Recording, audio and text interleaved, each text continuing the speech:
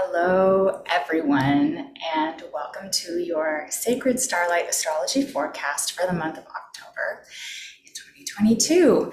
My name is Rebecca Muir, and I am going to be giving you all the details today.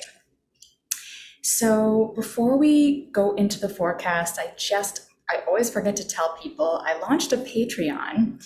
And so if you are a patron watching this, thank you so much for your support. Patrons get early access to this forecast, as well as additional weekly moon casts, a monthly full moon ceremony, and deep dive energy healing meditation, very mystical, very quantum, but also all in alignment with the astrological weather. It's my favorite. I love it so much. I've been doing it for years. So that is a perk if you become a patron. We also have New Moon Coffee Hour, and I'm dreaming up I want to make my Patreon very, very juicy. I want it to be so exciting and worth it for people. So I'm just adding as much as I can, continuously adding more things to that. But the thing with Patreon is that I have basically 4 price points. So you just pick the one you can afford, and it doesn't really matter which one you pick.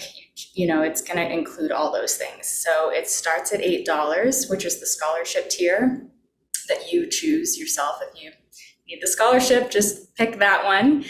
And then you can also pay 20 or 22, 33, 44. And there are a few select tiers available for people that want additional monthly one-on-ones. So yeah, that's my little Patreon spiel. Of course, you can find me on sacredstarlight.com. You can book reading with me without being a patron. So if you want to get into your own individual personalized birth chart, I'm always here for that. And the way that I read is, as you'll see in this forecast, is with an openness of not to collapse down into limitation, but to surf this weather and to connect with the divine by whatever your definition of that is, your own personal connection, to transmute things and for just infinite openings. Yeah, so this is just the general planetary weather for everyone. And it is the weather, not the outcome. So we just want to always remember to stay really, really open and remember that astrology is amazing. And there's, I want to stay in humility. Think of how much we don't know, and think of how much we don't know that we don't know. So what I'm about to go into with the specifics of October's astrological weather is just what I can see, but it's not everything. Although it does continue to impress me. The more astrology I study, and the more, it continues to impress me. I'm like, oh wow, that's what this is. And look, I've gone and forgotten to put my earbuds in, so I'm going to do that right now as well. So the Patreon, you can find me on Instagram at sacred_starlight. And I do have I knew there was 9 things I needed to mention. I have an upcoming event that's not behind a Patreon wall. Most of my events will be on Patreon exclusively online, but I do have one coming up. It's a full moon in Aries healing meditation with Mother Mary, focused on your heart's desire. And that is in person here in Los Angeles at Liberate Yourself on Sunday, October 9th at 1:30 p.m. And I used to do healing with Mother Mary meditations for a couple years at Liberate. And then I moved away and the pandemic happened. So this is the first one back. And I'm so excited. So while most of the stuff that I do, and there will be a Patreon full moon event in addition to that. So if you're a patron, you're going to get 2 if you live in Los Angeles. But basically, yeah. So if you're local to LA, unfortunately, there's no live stream tickets available for that, but that's what is going to be happening this month. And when we do these events, we set a sacred space, and it's really amazing to be together in a beautiful space in person. So if you're around, I hope you can make it for that. Otherwise, you can find there's a few of those that were recorded live from past ones that are for free on YouTube. So feel free to check that out. It's all linked on my website and everything. So that's the word, bird. Without further ado, let's get into October, and I'm going to start with an opening prayer.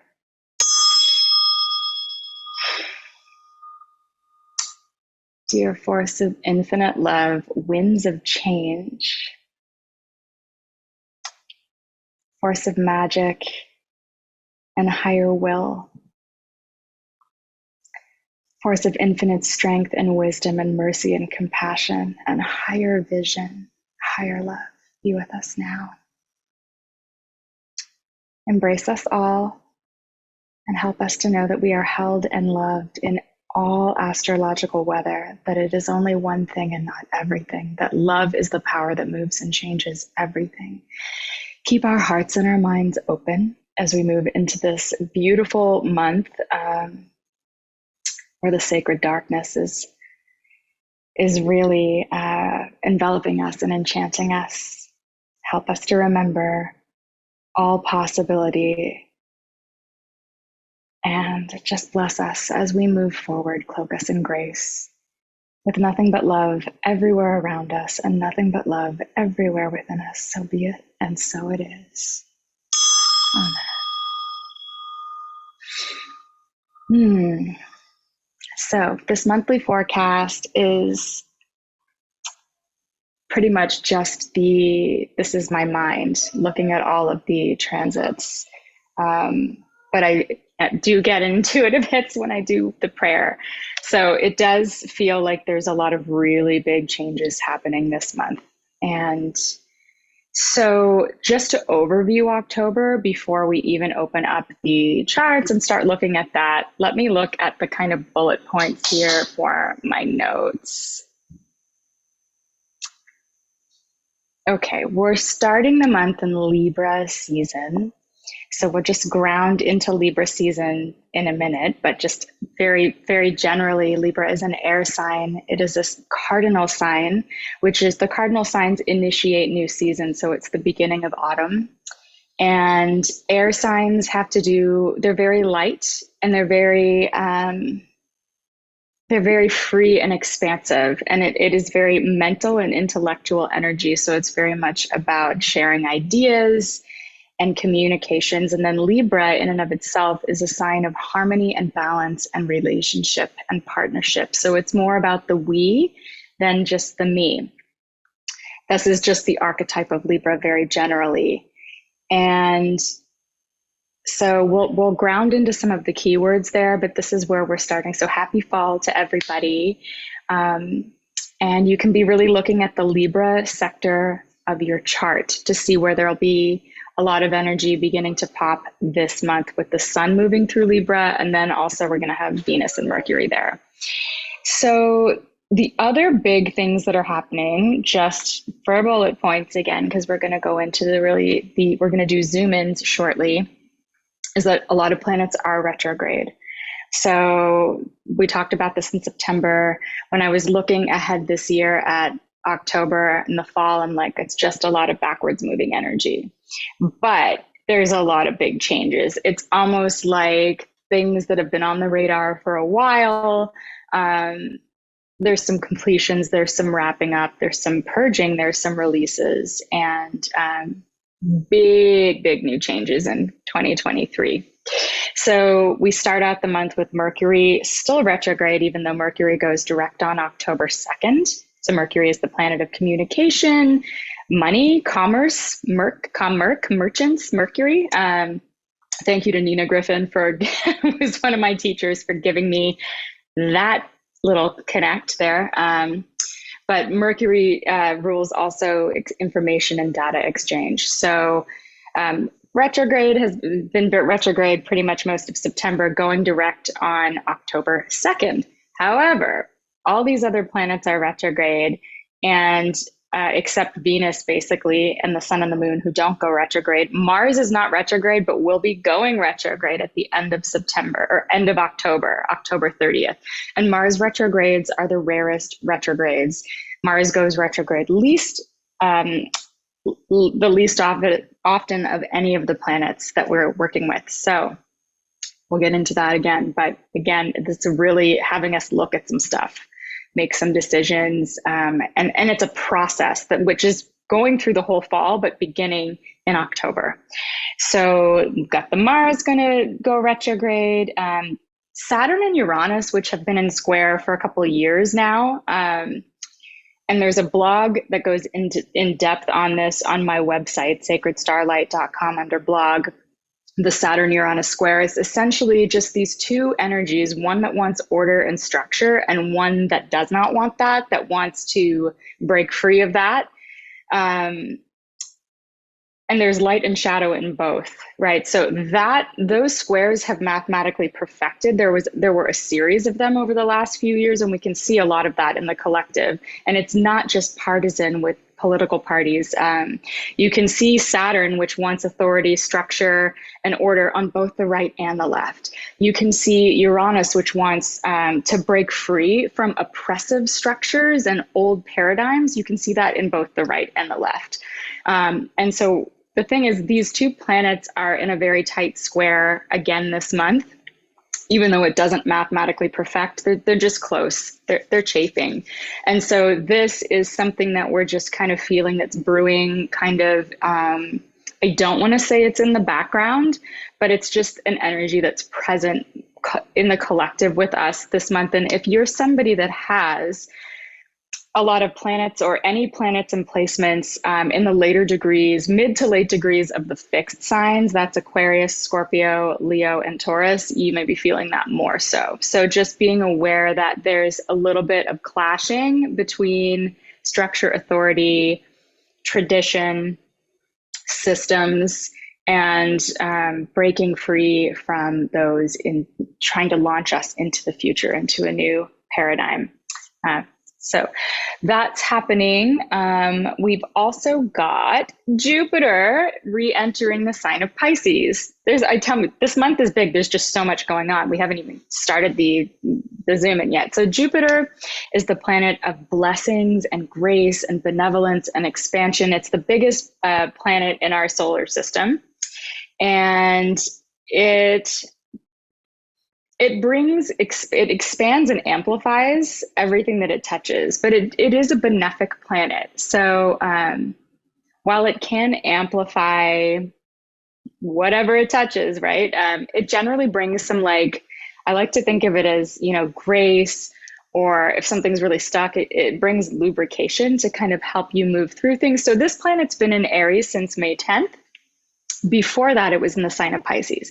Every planet has different signs where it is where it is better resourced to do what it wants to do, to be itself. So Jupiter wants to bless and grace and everything that it touches and be jolly. It wants to grow things. It wants things to expand in a good way. It wants good stuff to happen. So wherever Jupiter goes, it's been blessing. So it's been blessing and expanding the Aries sector of your chart, and it will continue to do that later. But earlier this year in 2022, basically, I wish I had all the dates written down. I get so lost so easily, but through the end of 2021, I think, the last couple days of December, I want to say it was the 28th or 29th of December, Jupiter finally moved into Pisces, and Pisces is its place of power. It has two places of maximum power and enchantment, or kind of three, I guess. So Sagittarius, Pisces, and Cancer are places where Jupiter just does really well. It wants to do good things, and it's a lot better able to do the good things it wants to do. So through the end of December, through May 10th, we had Jupiter in Pisces, and Pisces is a sign of softness and otherworldly love, compassion, oneness, art, dreaminess, God, the divine, spirit, and everything that's kind of beyond the physical, quantifiable realm. So Jupiter was blessing that sector of your chart through the beginning of 2022 until May 10th. And so now at the end of October, it's going to go back there to just kind of, it's not finished doing whatever it's going to do for us there. There's a few more, there's a little bit more work for it to do, a little bit more blessings, a little bit more expansion. It's got to finish up doing some of it, bringing some grace into the Pisces sector of your chart. And so what is nice about this is that, like, I've been really enjoying Jupiter in Aries because I'm in Aries, and my life has just blossomed since Jupiter went into Aries on May 10th. I can't even tell you. But Jupiter in Pisces does have extra power. So depending on how your own personal chart is set up, you will be just enjoying this. It'll be good. It'll be good for all of us regardless. But just if you have water placements like planets in Scorpio or Pisces, or, oh my gosh, my brain Cancer, you'll get a nice kind of boost there of some extra grace, I think. Okay, so Jupiter moves back into Pisces. The other thing that happens this month are we begin eclipse season. So eclipses move a lot of energy. I tend to think of them as like chiropractics. My very first astrology teacher, Rebecca Gordon, talked about them as being karmic expediters. And there's an old episode of my old podcast, it's still under the Sacred Starlight Spiritual Podcast now, with Rebecca Gordon, where you can learn all about eclipses and hear me as a super baby astrologer not knowing anything. It's from like 2015. But eclipses are a realignment of energy. So, and they always come in pairs. So it is also a process, but we get them twice a year. So it's like, how far off the path have we wandered? How far out of alignment are we? How much, if it's like a magnet that's like, and it brings everything back into alignment, like how far off the path are you? Where, like it's gonna bring you back. And so depending on how far out of tune you are, the process of being brought back into alignment may be more or less pleasant, right? But they are steering us toward, they're bringing us back into divine alignment, but often there are major changes that happen during eclipse season. So I think with that, I'm like, those are kind of all of the major overview things of October, but that's why, we have a grand trine in air most of the month and a grand trine in earth most of the month, which just means that there are planets in all three air signs, which are kind of high-fiving each other. So a lot of ideas, a lot of thoughts, a lot of movement. Like, just because things are retrograde doesn't mean stuff is not happening. I feel like there's a tremendous amount of activity. And actually, I was listening to the October forecast from the Astrology podcast as well. And Austin Coppock, who's an amazing astrologer, talked about, air is like a centrifugal force. And when you have this grand trine, the three different air signs all high-fiving, it's like moving a lot of stuff around, but it's not like, he was talking about like a pile of leaves. Like, it doesn't blow the leaves into like a perfect pile. There's stuff scattered a little bit, right? And so we're still having our process of just, I think, really making some pivotal changes and movements before we launch into a new era here, or the next era, because astrology is always moving us and changing us. And this will be in 2023. And again, March 2023 is when some really big stuff starts to pop. This grand trine in Earth, which is between Pluto in Capricorn, Uranus in Taurus, and Mercury in its domicile and exaltation in Virgo. Even though Mercury, has been retrograde, is going to begin to go direct. And so there'll be Earth is Earth. It's like the physical world, the material world, and being grounded and embodied. So there is still progress happening, very, very much progress with these three planets coming together. Uranus inspires us to innovate and just take action. Like Pluto, it comes from a deep place of empowerment. And Mercury is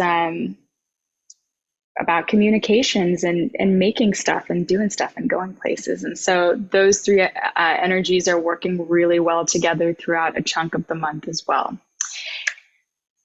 Okay. Let's begin And I won't be doing the moon anymore in these monthly forecasts. It is too much. And so if you're a patron, you get a weekly moon cast to zoom in on that level. But I think we are already, we're already at 20 minutes in. And so we're just to get started here with the zoom in. So the very first week of October, we start on a Saturday. And Saturday, October 1st, we have Venus in Venus. Hang on a second here. I got a screen share, I just realized. Let's go ahead and do that.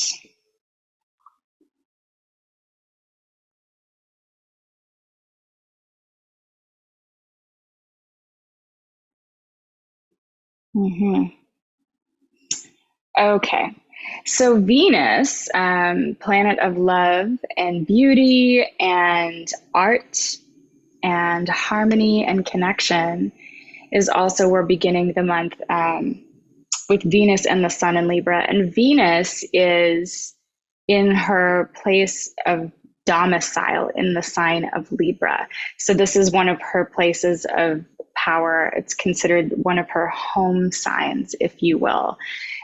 So actually, I knew I was forgetting something. We do need to look at Libra season. So we did this in the last forecast, but let's just ground ourselves in here. This is a really important part of just getting a grip on how to work with this energy. I listen to a lot of forecasts. I have for years. And as someone that's newly doing monthly forecasts, I'm actually struggling with how not to get completely overwhelmed and lost in all of the tiny details, and while still giving all of the tiny details. So this is just my flow as I'm figuring this out. Let's ground into Libra season. The Sun is in Libra and Venus is in Libra. Libra is ruled by Venus, which is really lovely. So the planet that rules Libra season is in a position and a place of power in Libra, very well resourced, able to bring about all of the things that Venus wants to bring about. Venus wants to make art. She wants to connect. And she's in an air sign, so it's a lot more social and a lot more verbal than when Venus is in her other domicile of Taurus, which is more about like sensuality and embodiment. So Venus in Libra is very much like art museums and music making and dinner parties and like, cocktail hours and aesthetic and fashion and things like this. And of course, relationships, relating. So not just dating, but also friendships and just, all of those kind of things. So let's take a look at Libra. I'm just going to read these out because some of you guys are getting this via the podcast as well. So the keywords for Libra, and there are quite a few of them, so bear with me. We're going to start with the ones, the positive manifestations of Libra.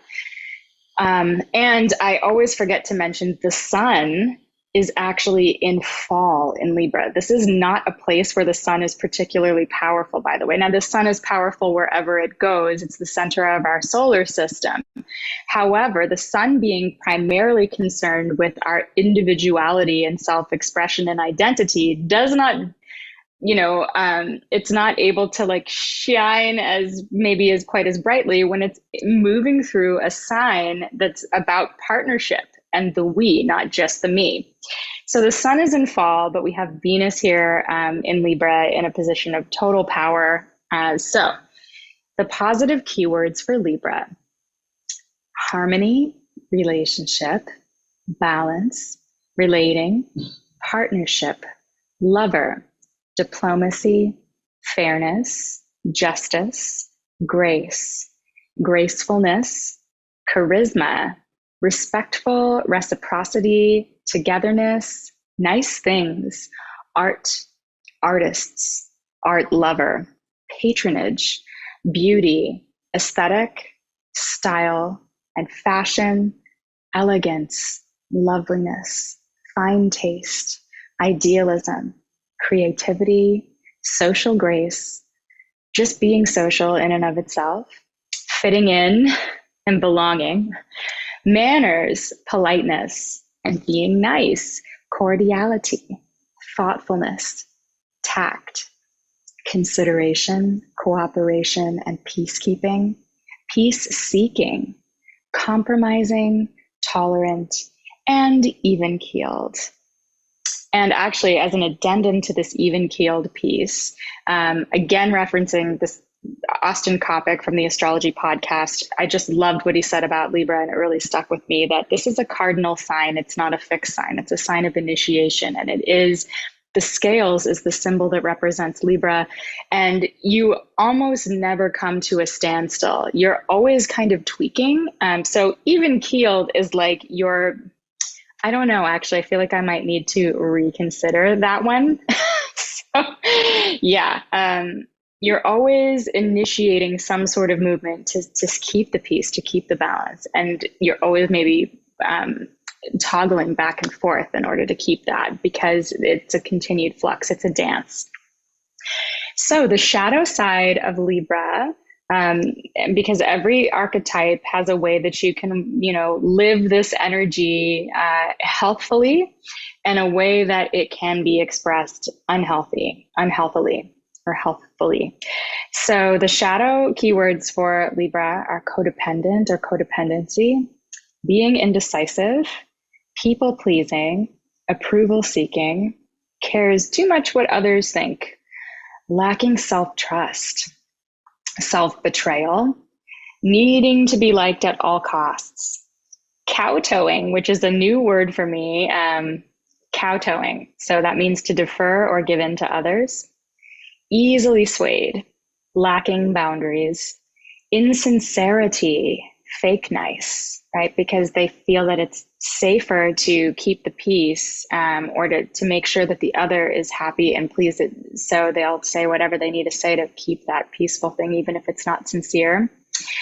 Dimming to fit in because they want to belong. Gossip. This is another one too. Avoiding conflict at all costs, right? So the gossip is going to happen not to the person's face, it's going to be behind the back. Superficial, doormat, perfectionism, and vanity.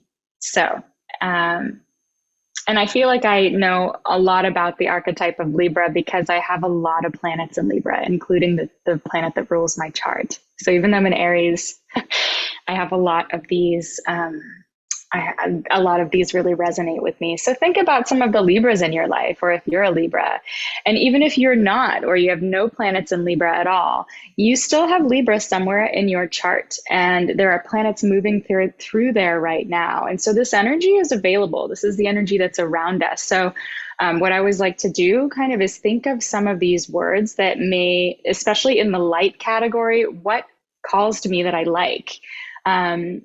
For me right now, I'm really drawn to the word beauty and aesthetic, actually. I've neglected my wardrobe, my shopping for years. I don't have a lot of clothes. I've been like in hibernation.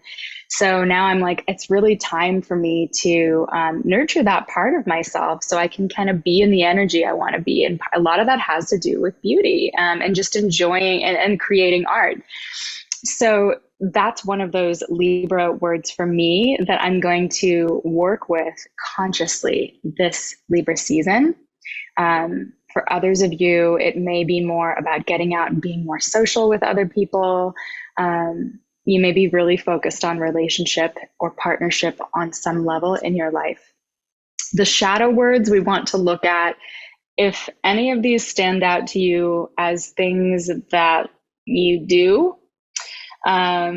maybe you don't have great boundaries with others, or you're afraid to rock the boat, or things like that. Just like bringing some like loving awareness to whatever is coming up for you around that, and giving yourself a little bit of space to just be with it and see, how does it feel for me to have this energy playing out in this way in my life? And do I want to keep doing that? Because you always have the choice. Like, it really is up to you. And if you don't want to keep working this energy in this way, what would be a next step to make a change? Like, the change doesn't all have to happen at once. A lot of the time, you know, for people that are people pleasers, you're afraid to say something that will ever upset somebody else.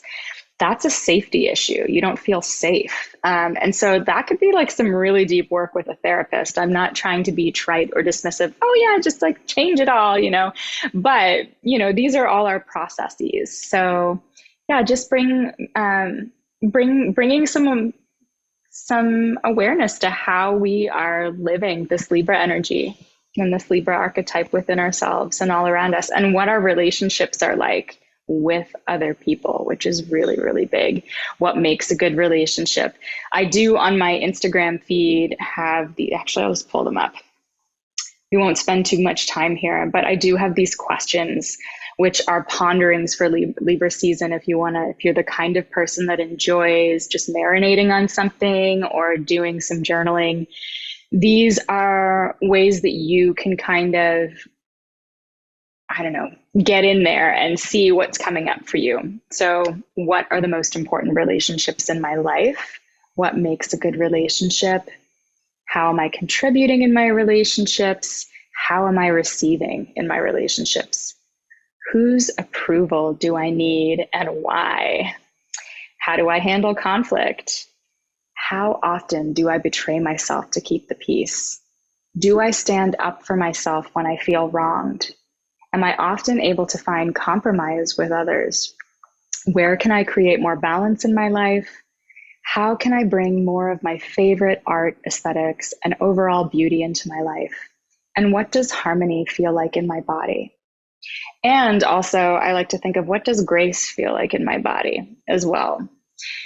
So these are some good questions to begin Libra season. So we've got the sun in Libra, we've got Venus, the ruler of Libra, the planet that most reflects Libran values, moving through the sign of Libra, a place where she is maximally powerful. And soon we're going to have Mercury back in Libra as well. So there's these three planets that are going to be making the journey through the sign of Libra, and they'll all be making the same aspects to other planets as they go through. So it's like, you know, you'll see the sun opposing Jupiter, Venus opposing Jupiter, then Mercury is going to oppose Jupiter. So we almost get like these same types of, we get like three chances to kind of do it with different colors and flavors. So looking here at Saturday, October 1st, Venus opposes Jupiter at 3 degrees Libra and Aries. And so these are both benefic planets. And Venus is in her domicile, so she's very strong here. She just wants everybody to get along. Jupiter wants everybody to get along, and he wants everybody to have blessings as well.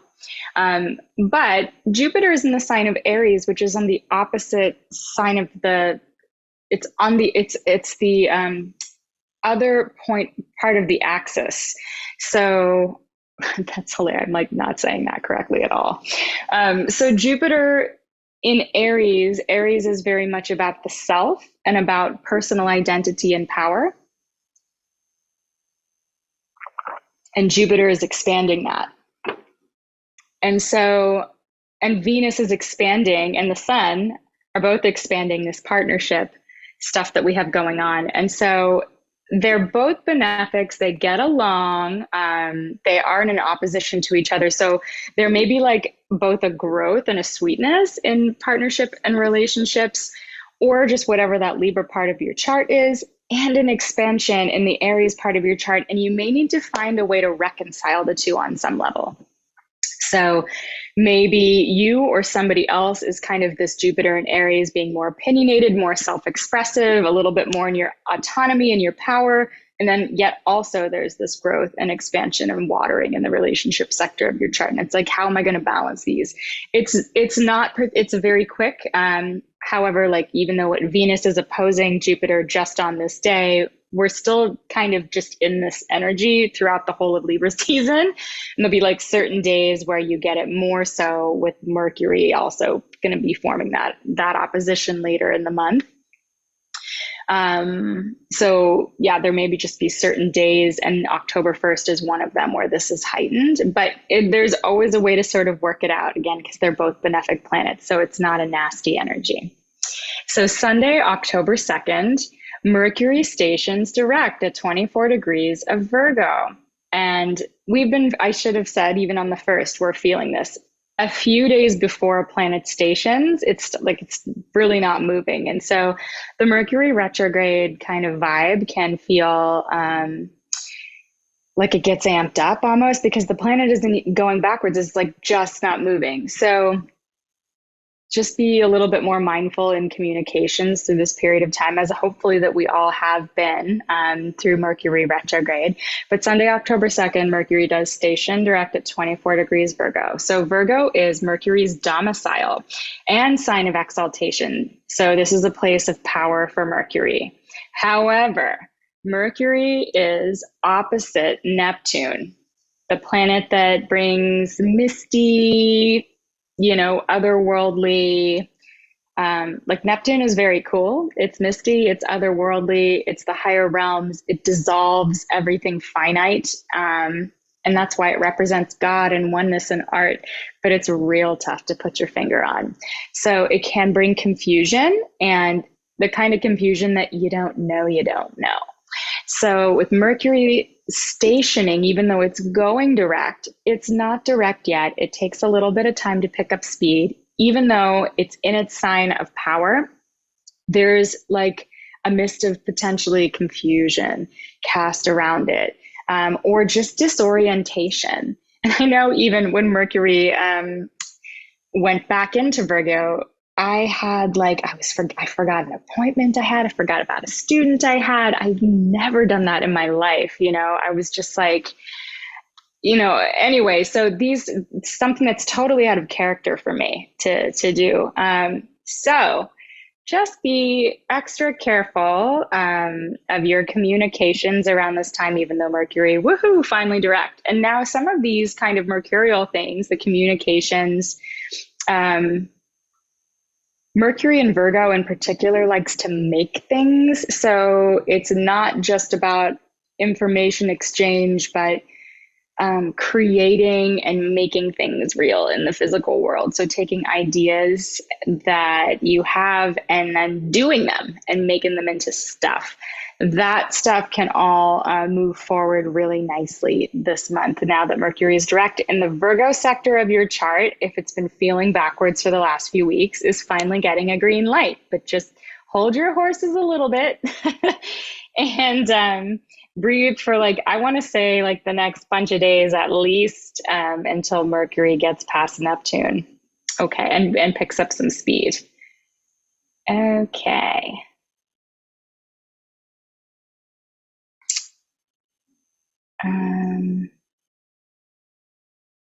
This is what we want.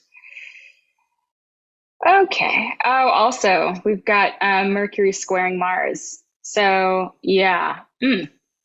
How did I not see that? So that's because I'm still under this Mercury opposing Neptune thing. So that's how I didn't see it. So Mercury being opposed by Neptune is also in a T-square with Mars and Gemini, who will be going retrograde later this month. So the way I've been experiencing Mars in Gemini so far is that Mars, the planet that wants to take action and get things done and has an agenda, in the sign of Gemini that's very curious and has got a lot of different hobbies and interests and is very lively and wants to be all over the place. Mars in Gemini has been me trying to do too many things. And so I don't know how that's going to play out for everyone in their chart, but it can just be a little bit more of a scattered energy kind of thing. There's just a lot of stuff going on, and you're just in those old cartoons, the waiter with 10 plates and it's just, so just breathe, breathe. And I like to pray and ask for help, but whatever it is that you like to do, Mars can often represent conflict as well. And being in a sign ruled by Mercury, with Mercury stationing and opposed by Neptune, there could be some sort of verbal conflict as well, or misunderstandings. So just, be be graceful with your words if possible, or, hopefully this isn't somebody that's saying anything mean to you. But I always just say with these types of aspects, we've also, yeah, like the moon's in here involved. So it's just a day when there could be a lot of words flying around, stuff flying around, but that feels like you can't quite get a grip on any of it. But it will pass. And so just do whatever you need to do to ground yourself and to resource yourself and support yourself. Okay. So now we're on Thursday, October 6th. Let's move forward.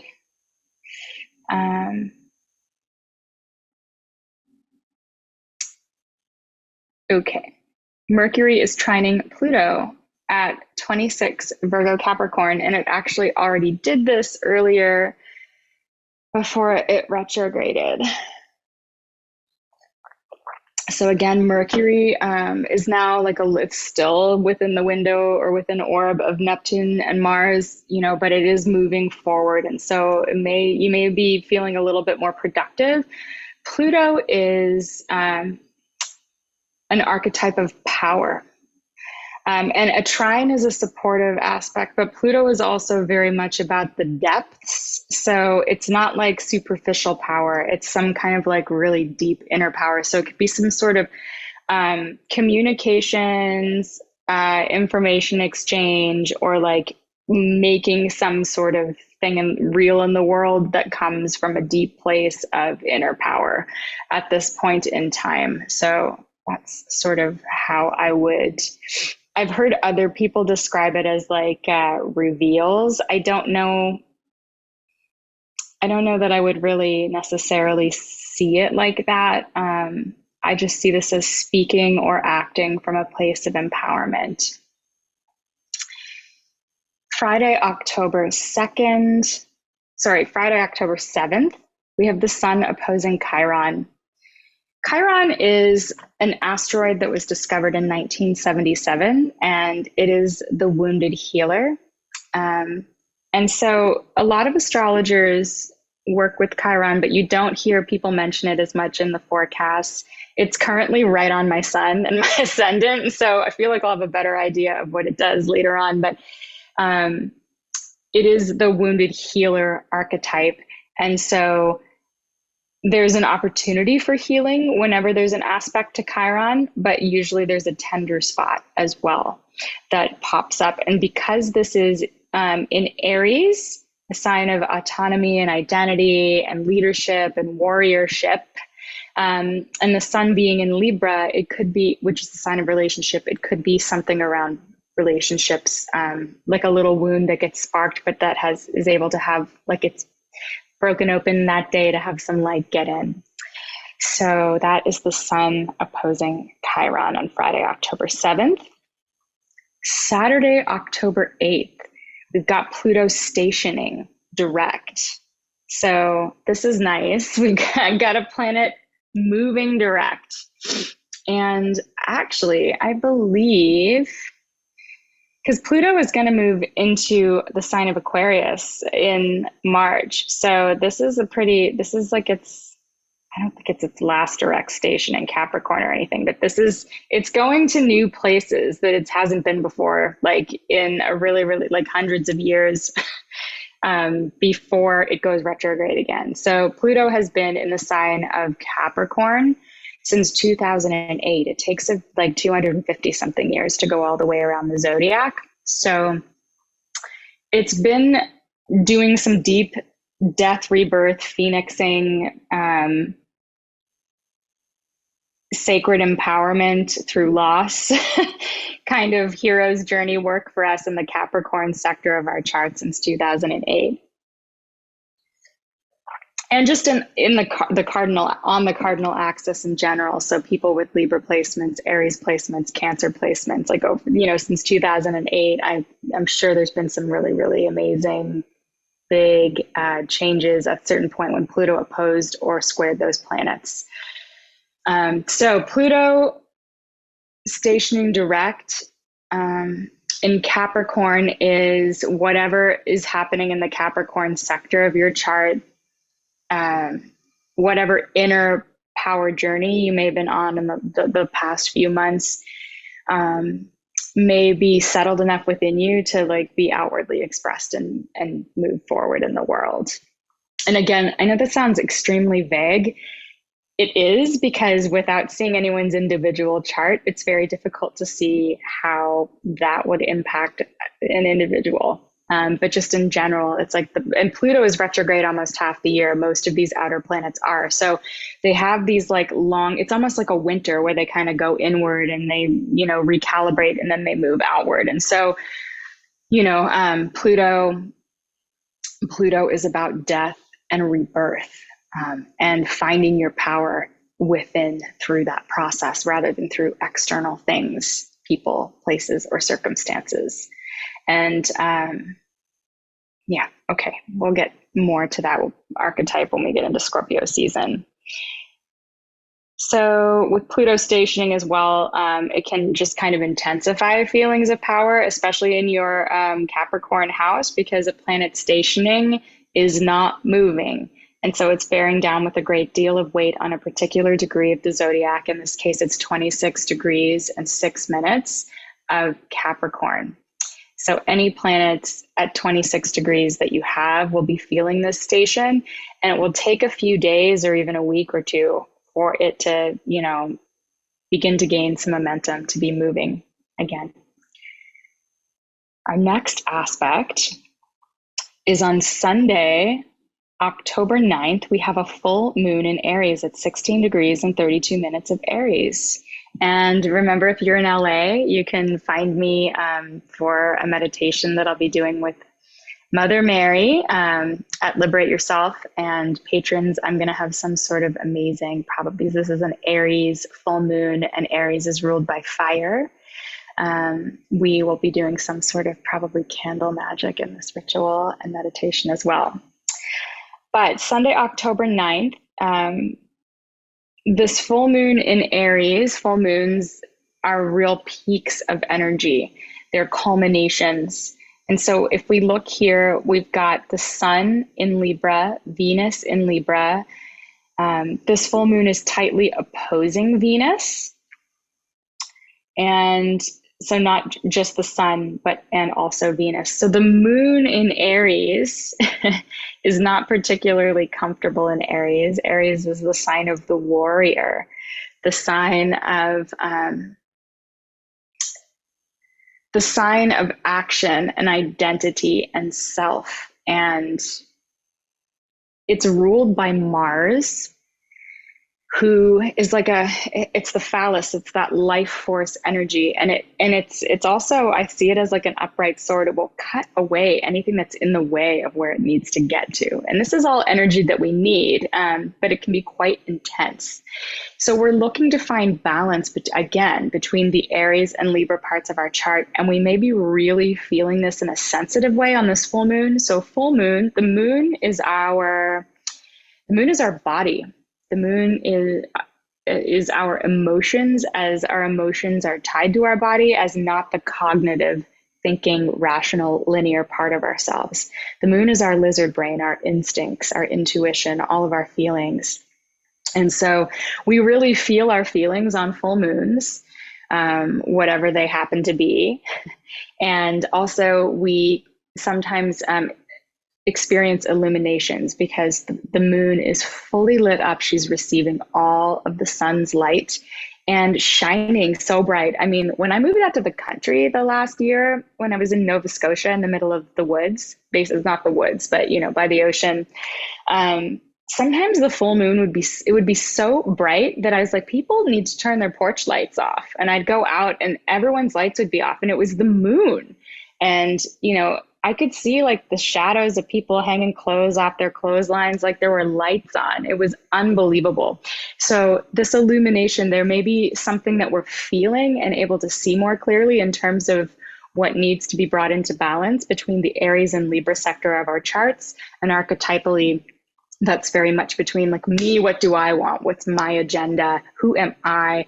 What am I wanting to do? And what do I need to do to make my partnership and my relationship or my relationships work? And sometimes this is around other Libra themes like art as well. So with Jupiter in the sign of this full moon, it does amplify it even more. And I would say it amplifies blessings. We've got Jupiter here paired with the moon and Venus paired with the sun. So the full moon is usually just like the sun and the moon, right? In opposition. So, you know, you're feeling like there's maybe your mind and your body and your emotions, and you're trying to balance something and you're having all the feelings, right?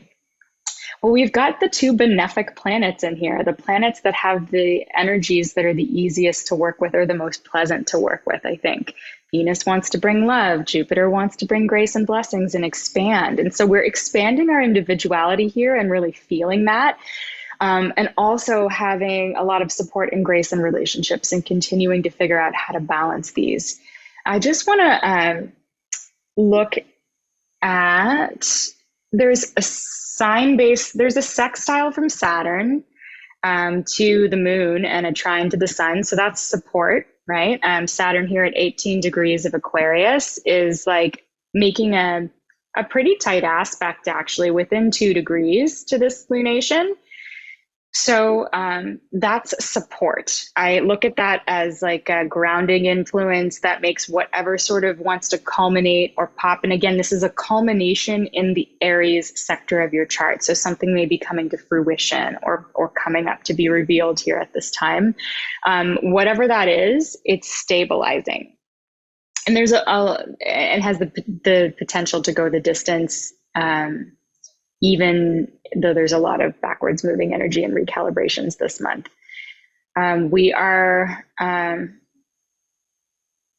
There's so many different schools of thought in terms of how to work with, like, should you only do magic on new moons? Should you only set intentions on new moons? Like, because the full moon, after she's full, she has nowhere to go back down. She's going to shrink, but she's always in cycle.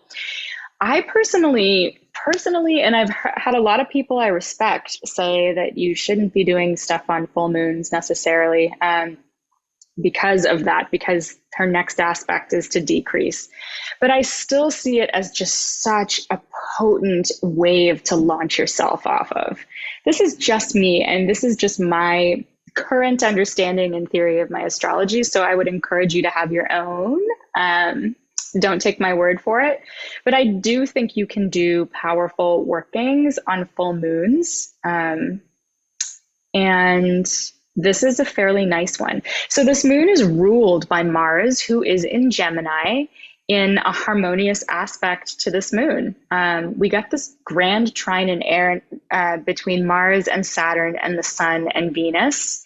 And the moon is sextiling that. So these are sextiles and trines are like very collaborative aspects. They're cooperative aspects. And so we've got Saturn is a malefic, Mars is a malefic. Those are planets that are important energies. Like malefic is technically like the root of the word means bad, mal.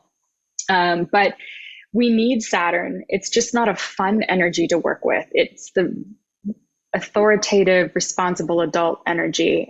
It can have a shadow side and be overbearing and like restrictive, but it's not going to let you get away with any bullshit or jerry rig something that's just going to fall apart, like because you didn't build it right from the foundation. So, and then Mars is the life force energy. Like it's to be crass, like it's the phallus, I'm not going to say the crass thing that I was thinking. And it is the sword, and it is that leadership energy that wants to charge forth and do this. And I've got my energy, and everyone get the fuck out of my way, but this planet is in a nice aspect to the moon and a nice aspect to the sun, a nice aspect to Venus, a nice aspect to Saturn. So Mars ruling this lunation in Gemini, it's still maybe trying to do a lot of things because Gemini is an air sign. It's ruled by Mercury, and it wants to do a lot of different things. It's the twins. There's a dichotomy. Gemini is not just one thing. It will never just be one thing. But there's some constructive it's a constructive alignment. I think this is actually a very nice lunation. So with the Aries element, there may be a lot of passion and drive, but it may be like, because there's so much air, there may be like a lot of intellectual energy, and there may be a lot of cooperation with other people. Like with air and Libra, it's about partnership. Air and Gemini is like the twins, and it's about all these different people. It's very social. So there may be also like an important collaboration that could happen at this time, or important projects and things like this, where you might be a leader, taking on a leadership role or figuring out what your role is within a certain project, but also cooperating and working in collaboration with other people or on the different parts of the project, which there's multiplicity. It's not just like one simple thing. There's different layers, different aspects, different things, whatever it is that you've got going on here. So all in all, I would say this is a really nice new moon. The Gemini sector of your chart may be getting a little bit of juice here. Now, remember, Mars is slowing down. It's actually been moving slow for quite some time. I think it was officially marked slow even at the beginning of September. So whatever you're doing now in the Gemini sector of your chart is definitely going to be getting a powerful review process over the next several months. But that doesn't mean that something juicy can't pop in this Aries Libra sector of your chart.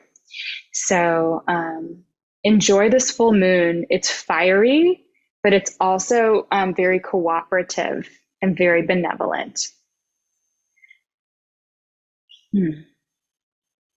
Okay. And I think it has some grounding here because of Saturn. So there's constructive, and remember, Saturn is not fast. So like, whatever it is that's going here, there could be quite a longer arc to the completion of it, even though it's a full moon. So it seems like a culmination. I feel like it's connected in with a larger process that could be taking more time.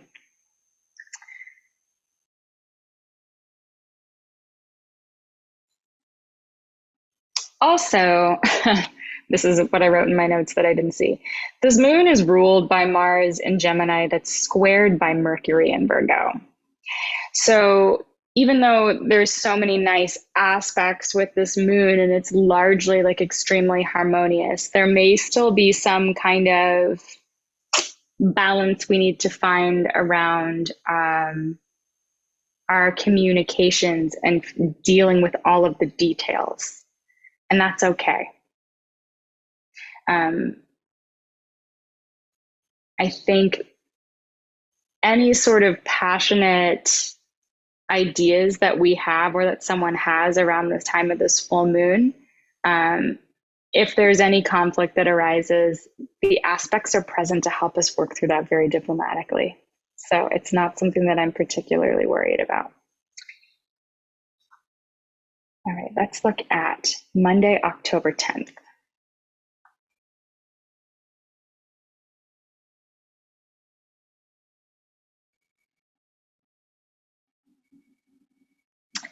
So let me just scooch forward like an hour so we can see. Here we go. Okay. So the first aspect we have is Venus opposing Chiron at 14 Libra Aries. So we had this earlier with the Sun opposing Chiron. So this is just another layer. There may be some sort of,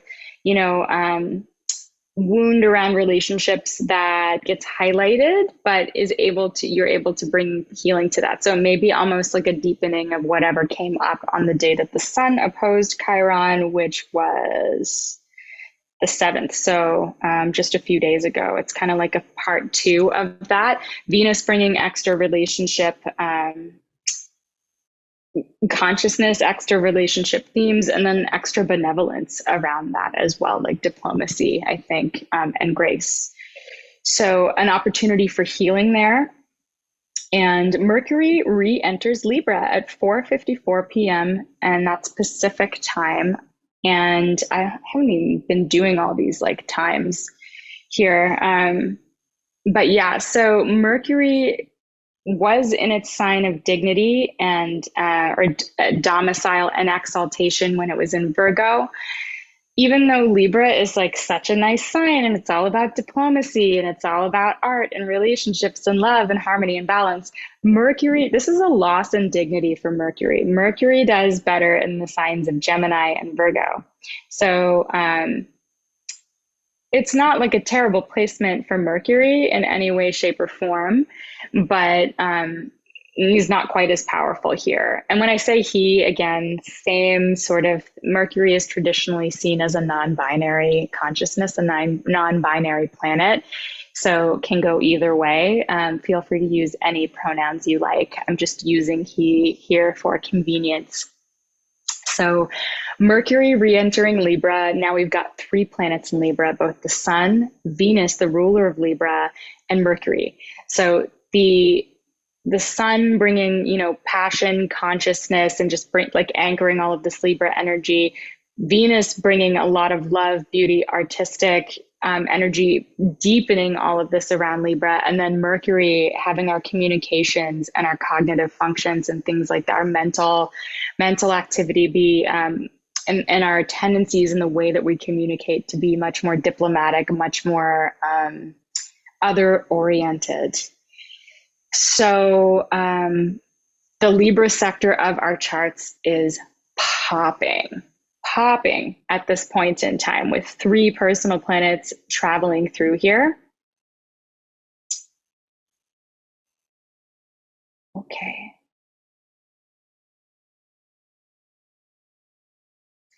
October 11th, which is a Tuesday, we have the Sun trining Saturn at 18 degrees Libra and Aquarius.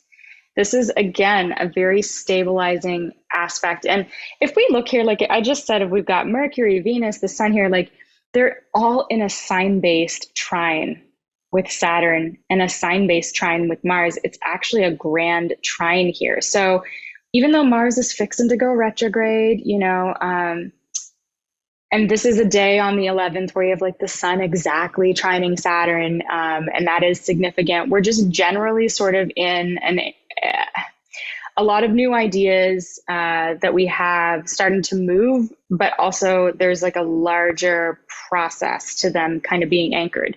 That said, the Sun here trining Saturn on this day could just be a day where something does take root that will have the ability to go the distance. Specifically, if this is happening on any particular hotspot of your chart.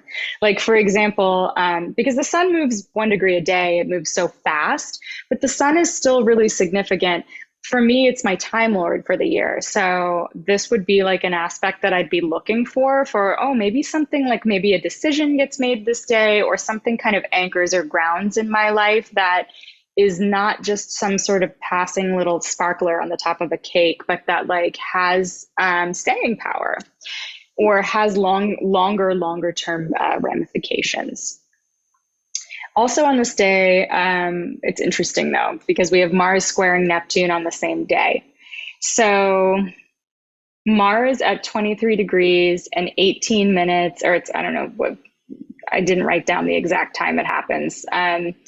So 23 degrees of Gemini and Neptune at 23 degrees of Pisces. There is still some aspect of us trying to get certain things done and maybe not fully being able, like the energy may just get scattered or diffused, or there may be something that we feel like we can't put our finger on, especially in the Gemini and Pisces sectors of our charts. This is mutable energy. It's changeable. It's not like fixed and anchored. So that could be, if I think about this, like Neptune and Pisces feels very misty and watery, but like smoky, but misty, like wet. Mars in Gemini is air as well. So it's like not easy to grab onto. But Mars is still in this sign-based trine with, you know, Saturn and the Sun here, as we just discussed, the Sun making an exact trine to Saturn. Mars is involved in that. I still feel like even though there's something a little nebulous here, maybe we don't, whatever action we take right now doesn't, or one of the actions we take right now, because we may be doing a few different things, or maybe there's a couple different steps in one particular process. Maybe one of those steps gels really well and the other one just doesn't take off or like doesn't go right, but it's okay. We'll move through this, and whatever Mars is doing is still receiving support from the Sun and Saturn. So I do feel like it's a successful resolution.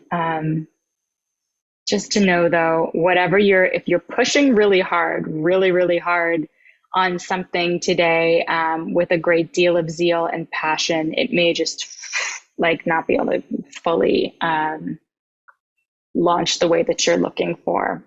Or maybe you just can't see something fully clearly here. It's energy that gets diffused or scattered. Okay. But again, just to reiterate, longer term support, there's other supportive aspects that are happening. So all is not lost and scattered or diffused, maybe just some of it. It's also a day where I would say be careful like of overdoing it if you're doing any substances. I mean, it's a Tuesday, but like if you have addictive tendencies, Neptune often is involved there. Mars is like an action that you're taking. Anything around water as well, you want to just water and substances, like you just want to take extra care, I would say, on this day. Okay, October 12th, which is a Wednesday, we have Mercury opposing Jupiter at 1 degree of Libra and Aries. So this is, again, an aspect that we've been through. The Sun was opposing Jupiter. Then we had Venus opposing Jupiter at the beginning of the month. We've already had our full moon. This is just another one of those intensifications or highlights on the theme of me versus we. Me and what I want and what I feel like I might be like, my beliefs that I might be blasting from the rooftop, or my opinions, or what I want to expand on. And then also how I'm going to communicate with my partner or find a balance with my partner. And more specific themes, again, are always going to be based on someone's chart. Like I can see more specifics if I know what houses in your chart does Jupiter rule? What houses in your chart does Mercury rule? What house in your chart is Aries and is Libra, right? So without any of that information, we really can just look at sort of this general theme of looking for balance in communication.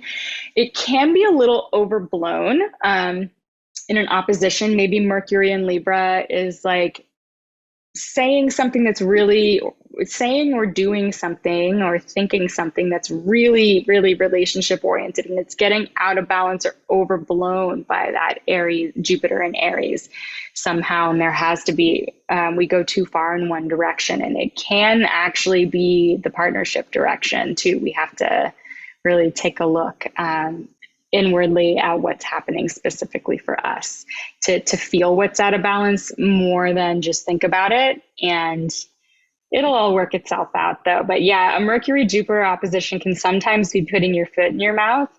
So like just being more mindful with words and communications to not overblow them or be overbearing in any way is nice on this day, but still like pretty harmonious.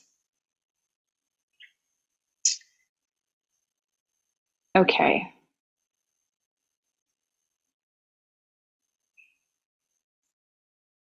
So Thursday, October 13th, we have Venus trining Saturn. So this is that aspect that the Sun just made. So like, again, any planet moving through Libra is going to like make the same aspects to all these other planets. So where the Sun trining Saturn was maybe some sort of like decision made regarding, you know, your authority or your ability to shine in the world. Venus, Saturn aspects can have more staying power, glue commitments. There can be commitments being made around relationships in particular, or sometimes Venus representing art and also money. I mean, depending on which astrologer you talk to, Venus has money significations, but so does Mercury and so does Jupiter. And, you know, so any of these themes really go, but I would say relationships, art, and finances, and beauty and aesthetic.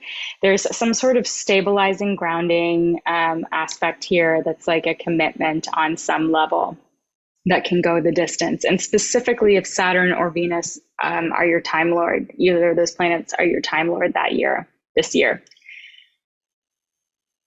Okay, now we are moving into the next week.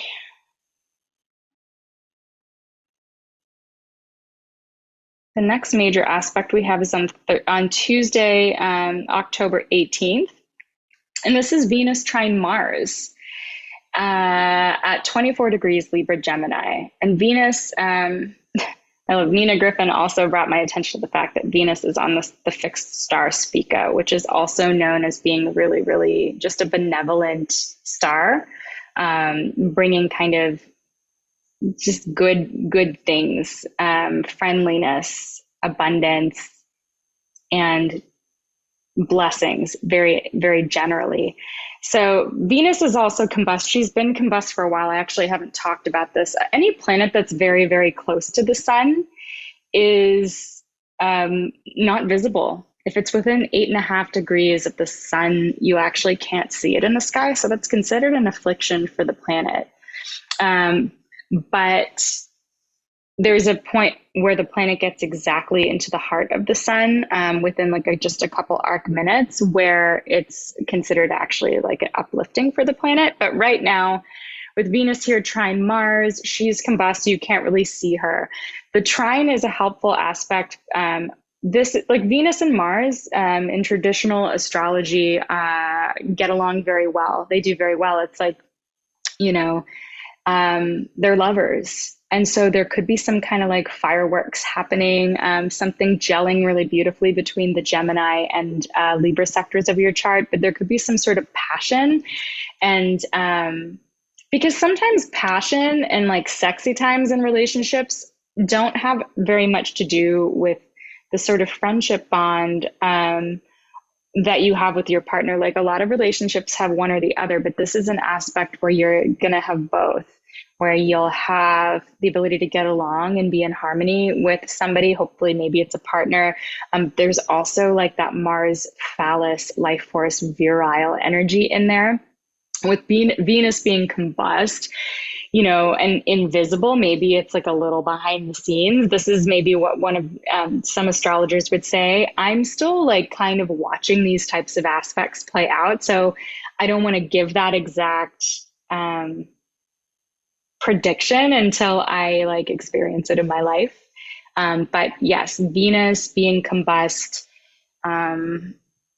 is an affliction, but maybe it's just whatever. She's still in her place. She's in Libra. She's in her queendom. She's in a place of power, even if you can't see her. So maybe it's a little bit more of a private blessing that's happening, a private, steamy, sexy time that's happening here.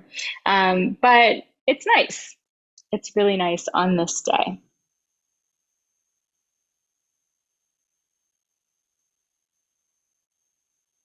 Okay. Do you know what's interesting though?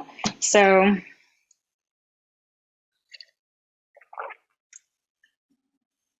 it is mixed because we have all these planets moving through Libra. They're all going to trine Saturn. They're all going to trine Mars. They're all going to oppose Jupiter.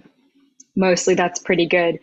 They will all eventually end with a square to Pluto, which is kind of like a power smackdown. It's a little bit of like, okay, you've got all this stuff going, it's brewing, and now we're gonna just like give you a little test to check your inner empowerment. So the next day here on Wednesday, October 19th, we have the Sun and Venus both squaring Pluto at 26 Libra and Capricorn. And Mercury is opposing Chiron at 13 Libra Aries this day. So this day is a little bit more conflict. And like, I would even say you'd be feeling this on the days leading up to this aspect if it wasn't for the stabilizing, harmonizing aspects from Saturn and Mars. And to be quite honest with you, I do think it's more likely that you're going to feel the chafing on the 19th, but I'm going to have to watch and see how this plays out. I think in September, the September forecast, there was the moon. I did something where like the moon was opposing Pluto, and I felt that sooner than I thought I was going to. So just watch for this couple of days here, October 18th, 19th, that I think more on the 19th is where we're getting like the exact, like either of these, just the sun opposing Pluto, you're going to get some sort of power play pop up. Venus opposing Pluto, the same thing. Both of these planets at the same time, like I would imagine today could be tense, or some sort of ouch energy. And I hate to say that, I don't want to be negative, but this is just stuff that I've seen over and over again, and it's passing, it's fleeting. So what Pluto does, because Pluto rules power, and death and rebirth, it's the phoenix, is it tests your inner power. Like something's gonna happen, and if you are leaking your power into somebody else, or like you're getting your power through a certain relationship or a job or a situation or a circumstance, that maybe under that Pluto transit, you won't get your need met or your expectation met, and that will feel very confronting. And it's a little bit of like but your power is inside you. It's not in that other person. It's not the relationship, or whether that person is doing this for you or saying that to you, or like, so this is an aspect where this is such a Carolyn Mace kind of thing, but it's like, whose approval do you need and why? And it's like your own approval is the approval that you need. And this isn't licensed to just walk all over somebody or bulldoze somebody. And I don't really see that as much as what's happening with all this Libra energy, but this can be confronting for the balance of power in a relationship. And it's a very short transit, but it is an intense one, because we have the sun and Venus both squaring Pluto on the same day. And then Mercury opposing Chiron, the wounded healer, there's some sort, maybe you're discussing or having conversations or cognitive exchanges about the wounds that are coming up and how to heal and work through those. So it certainly can be very constructive, but it often shows us and the thing is, it shows us through experience where we are unconsciously leaking power. So we don't like realize that we've put our power into, like I always think of the examples of being like a kid in school, and like wanting the approval of the popular girl or the popular guy, or like to fit in. You don't even like really consciously have that in the front of your mind most of the time, but it still hurts your feelings if they say something mean to you, right? So then you recognize that, it was their approval that I was wanting, or it was this thing that I was wanting, and I'm using and I'm judging myself based on whether or not that's going according to what I had originally wanted. Right. So, it's helping us also to find our own approval within ourselves, rather than taking the opinion of somebody else or the actions of somebody else and making that be the truth about us, if that's making sense. So at least this is some of the Pluto stuff that I've worked through in my larger, longer Pluto transits that I've been through. So like anybody that's had Pluto, like I've had Pluto square a whole bunch of my planets in my chart starting in like 2013, 14, 15, 16, 17. So I know this type of aspect in a way that it can unfold over a period of years, and like what kind of themes come up, right? So a lot of the time what it does is it liberates you from a narrow or unconscious giving away of your power by just automatically accepting that somebody else's opinion or view of you or a situation is the truth. And that it happens by you not getting your way usually. And then having to like liberate yourself from that perspective entirely. And it feels really good on the other side of it. So, but it's usually like, it usually stings to go through. So conflict is much more easy to get into on this day, October 19th. And again, we're like nearing eclipse. The first eclipse is around the corner as well. So eclipses destabilize things. Within a week or two on either side of any eclipse, you're feeling a lot of stuff come up. Saturday, October 22nd is our next aspect. We have Venus conjunct the sun, and this is that cazimi that I mentioned earlier. So when a planet is next to the sun within 8.5 degrees on either side, it's afflicted because you can't see it. But when it's right in the heart of the sun, it's considered uplifted. And it's going through a purification process and a transformation and a renewal and like a reboot, basically an upgrade. So on this day is what we'd consider a Venus cazimi, October 22nd. And really specifically, I didn't plot the hours out, but maybe I will do that and post about it. And so this is just really nice. What it does is it amplifies Venus's power. And Venus wants to love and she wants to harmonize. And this is happening at 29 degrees, the anaretic final degree of Libra, where Venus is very soon going to be like where she's going after this is into her place of fall. She'll be moving into Scorpio. She's got to go into the underworld. She's really not very well resourced to be herself and to do the things she wants to do when she's in the underworld. So this is almost like a little bit of, I see this as like a boosting up before she goes on her next more challenging phase of self-empowerment. So enjoy this, October 22nd. What else do we have going on here? Right. So the sun and Venus is in her place of power here in Libra. The sun is actually, we're still being reminded, in its place of fall. But they're both at 29 degrees. So they're both going to be moving into Scorpio very, very shortly.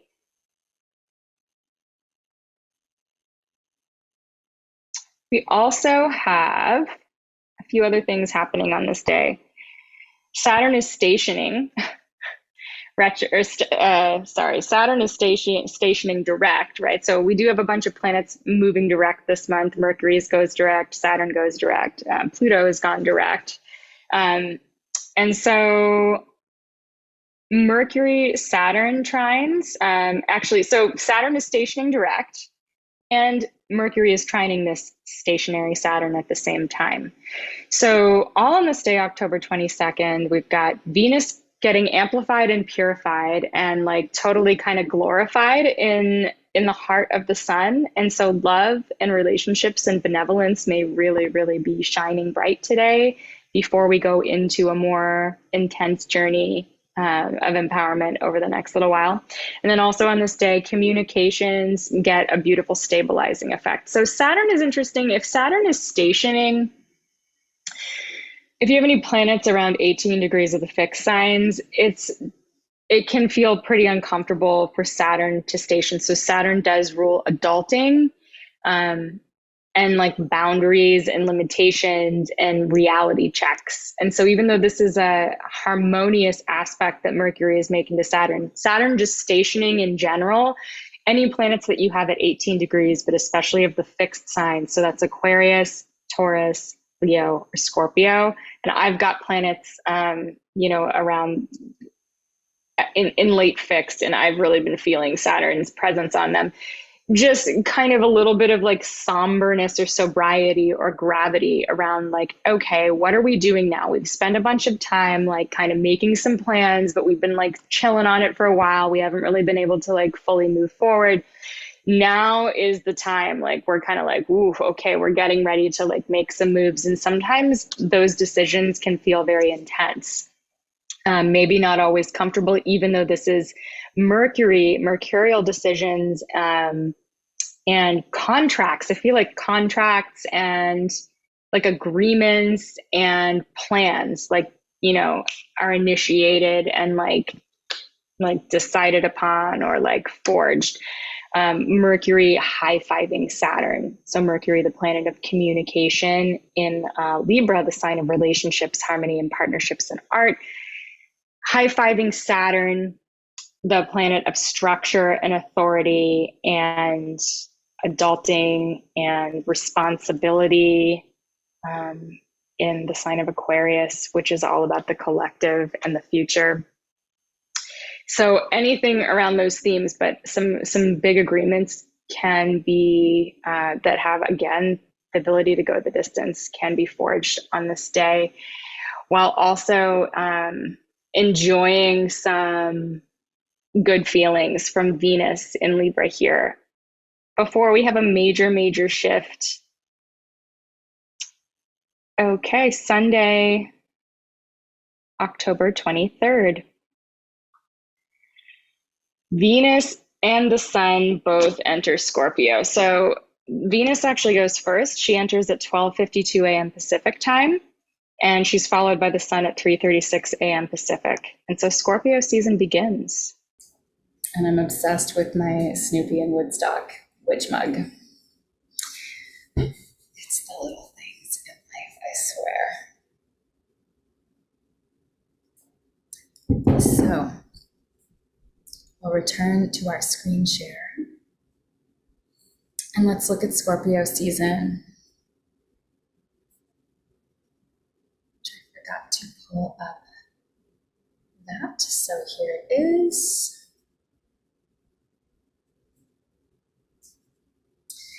So Scorpio season. Scorpio is a water sign, and water is about feelings and intuition. It is the most receptive element. And also, I think they say, I don't know if they really have one that's the most powerful, but it is the only element that can wear down stone. So the difference between Scorpio and the other water signs of Cancer and Pisces is that Scorpio is the fixed water sign. So they all have different qualities. And so fixed is, as you can imagine, more stable. It's fixed. It just is what it is. And they say still waters run deep. So we have both the Sun and Venus entering Scorpio. So it's a profound amplification, like initiation and amplification of Scorpio energy.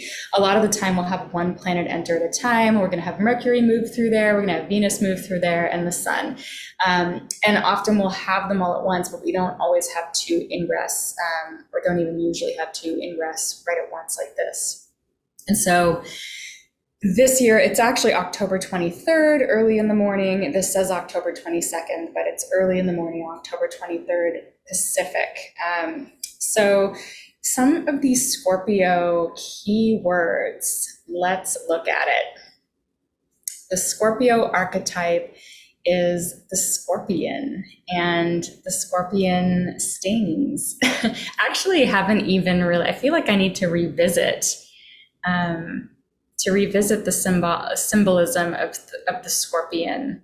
But ultimately, Scorpio does have a lot to do with the underworld and with death and rebirth. It's very, very, there's so much overlap between the archetype of Scorpio and the archetype of the planet Pluto. And I was initially trained as a modern astrologer with the new planets, with the modern planets, as with Pluto being the ruler of Scorpio, which I now reject. Pluto is a modern planet that I use. The ruler of Scorpio is traditionally Mars, and this is something that when you look at the rulership scheme in the Thema Mundi, which is like an ancient piece of astrological wisdom, it's perfectly symmetrical. It just makes sense. Like we were like, I can't believe they modern astrologers displaced this. So even though we have Pluto as an archetype that has a lot of overlapping themes with the sign of Scorpio, the ruler of Scorpio is Mars. And so Mars again is the phallus, and it is life force energy, even though Scorpio is the underworld. So we'll get into, this is a complex archetype. Mars is also the warrior, but the difference between Aries Mars and Scorpio Mars is, I always think of Aries Mars as being like, you know, Arnold Schwarzenegger that like charges onto the battlefield and is like, "Whoa," like acts first, thinks later. Very honest, very open, like just goes for it. Scorpio Mars is like a sniper.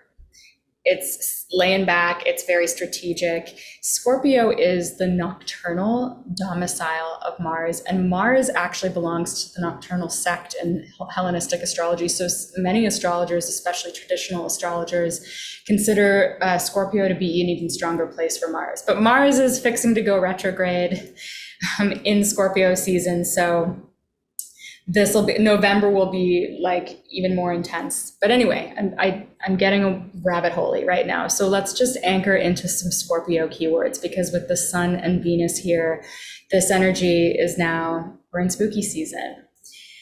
So death, rebirth, transformation, inner power, empowerment, and just power in general, but inner power really specifically. Phoenix, intensity, extremism, depth, the underworld, what lies beneath the surface, shadow, sacred darkness, mysticism, merging, feeling, sensing, desire, sex, sexuality, sexiness, passion and kink, persistence, charm, strength, potency, thrill, penetration, consuming, instinct, impulse, intuition, enigma, the occult, perception, night vision, eagle vision, actually eagle as being one of the higher archetypes of like highly evolved Scorpio that soars above it all and sees everything, but like rises above it all. So eagle vision, detection, focus, fixation, determination, strategy, discernment, secrets, the subconscious, the psyche, loyalty, resourcefulness, drive, magnetism, charisma, and mystery. So it's interesting. It's like the light, the light words of the Scorpio archetype. Scorpio in and of itself is the underworld, right? It's like the full spectrum of human experience. All of it, all of the stuff that we don't typically talk about and that isn't like quote unquote nice, that's like very opposite from the world of Libra, right? Where you're trying to fit in and just belong. It's very Wednesday Addams. So of course, some of these words that I put in the light category, like how can death be light? But it's just such a core part of the Scorpio archetype, and death is not always a bad thing. So shadow, let's talk about the shadow words here. So trauma, loss, pain, darkness, powerlessness, paranoia, mistrust, suspicion, manipulation, vindictiveness, spite, vengeance, resentment, obsession, morbidity, lies, cover-ups, and scheming, possessiveness, being controlling, compulsion, destruction, jealousy, being obstinate or fixed. Poison and toxicity are also associated with the Scorpio archetype. Toxins, because of the Scorpion.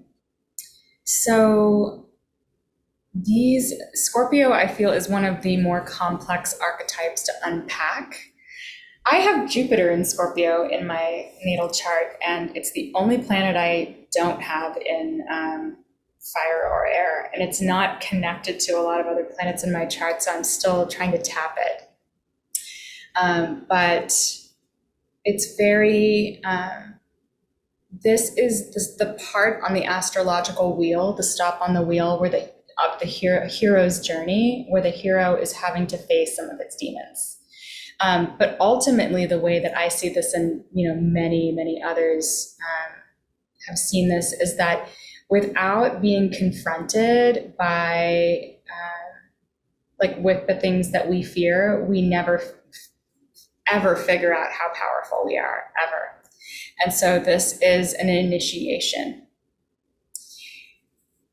So, Scorpio keys, we have the Sun and Venus both moving into Scorpio on the same day, which is Sunday, October 23rd. Scorpio season, spooky season, officially begins, ruled by Mars in Gemini, who is about to go retrograde.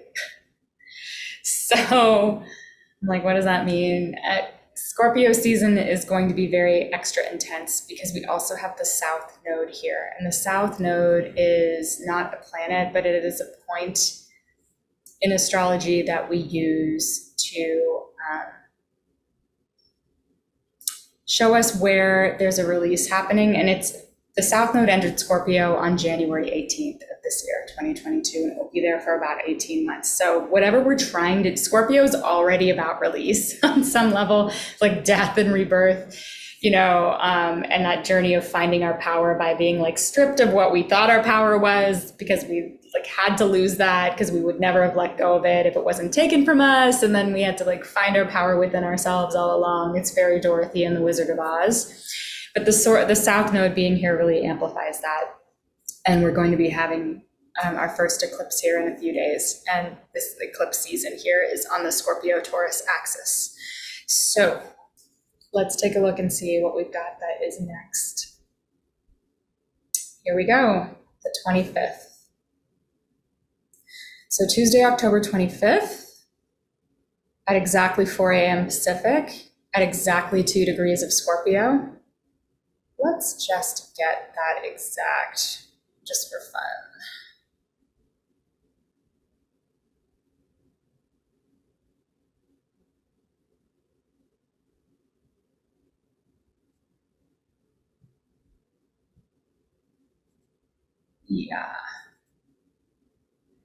Yeah. So we have a partial new moon solar eclipse in the sign of Scorpio at 2 degrees. So anybody that's got planets around 2 degrees of the fixed signs are really going to be feeling this. And Venus is right in this eclipse. I actually did not, like, I'm just going in kind of cold here. I didn't like do a whole breakdown on this eclipse or anything. But look at this. Venus is just in here. Venus, like I said, she's in one of her places of least power here in the sign of Scorpio. It's one of the least fun places for her. She has the hardest time being a loving, abundant, artistic, harmonizing goddess in the underworld. So she is really experiencing some tests. And if you look at what part of your chart does Scorpio rule, what house? For me, it's the 8th house, which is actually what I'm looking at here. But for most of you, it won't be. This is a sector of your chart that's going to be undergoing some major transformation, over the next year, but that, and has already begun since January, but like that's getting a real intense activation at catalyzing some of this transformation now. So, and also you want to look at the house that Venus rules, because she's in there, and there may be some themes tied in there as well. But new moon solar eclipses are new beginnings, is what I was traditionally taught they are, but this is a South Node eclipse. This is a big release. Like, I don't know if there's no way to have a new beginning without releasing something. So it is a new seed being planted in the Scorpio sector of your chart, and Venus is right in there, but it's perhaps a challenging new seed being planted there. And there may have to be something that's got to go, or some major shifting that we're not expecting. And the next, like I said, eclipses always come in pairs. The next eclipse is on November 8th. And in one of my Patreon weekly mooncasts, I do a more intuitive check-in as well. And I pulled cards for that eclipse that's coming in November as one to really pay attention to. And that one is conjunct Uranus. So I'm getting ahead of myself, but it's just that whatever is starting here and releasing here, there's another chapter or another phase of it that'll be 2 weeks later and may have some really intense surprises and curveballs that we are not necessarily expecting. So just eclipse season is a time to trust and really link into the divine as hard as you can, whatever that, and well, as hard as you can, and to soften and allow whatever recalibrations are happening and trust that they are part of the highest divine order of love. And it's the more that you ask, this is what I believe, the more I ask for everything to be reorganized in the highest divine order of love, the better that things work for me. We are being guided through this.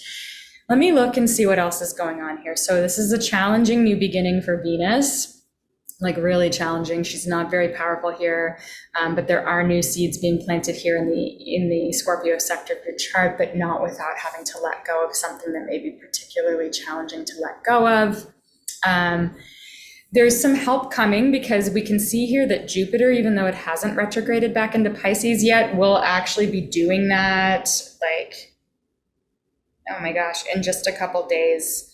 So it's within a trine, it's out of sign right now, but there's going to be some support and maybe spiritual, emotional support that comes in. But yeah, so what else is happening here? Scorpio, it's in a sign-based square with this, but it's not too tight. I'm just looking at some of the other planets around here to make sure I don't miss something and then kick myself later for it. It's in like an in conjunct with Jupiter. I mean, I don't really know what to say about that. Like, there are adjustments that need to be made. I don't feel like me saying that actually adds anything to what I just said. But look at the Scorpio sector of your chart and also look at the Taurus sector of your chart, because these are part of an axis that's being, like one side doesn't move without the other. So there'll be like a big new, like I said, another phase of whatever is happening in 2 weeks that will kind of complete what's beginning here, or not complete, but rather like add to what is begun here. And there are, I believe, some curveballs and surprises happening that we don't see coming. So this is an amazing time for shadow work. Scorpio season always is, but not every Scorpio season has eclipses. Like, it's just, so it's extra shadow work. And shadow work is just calling up unconditional love for all parts of ourselves. This is what Scorpio does. It acquaints us with a lot of stuff we'd rather not look at. But we have to if we want to be complete.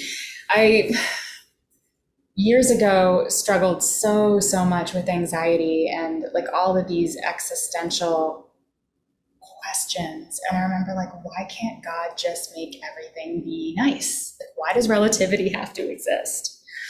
And then I realized how much more it means when we get to choose love. Like when someone chooses us, how much more does that mean than if they never chose us, that if it just was already chosen for us, that they were going to love us? Would it even mean the same thing?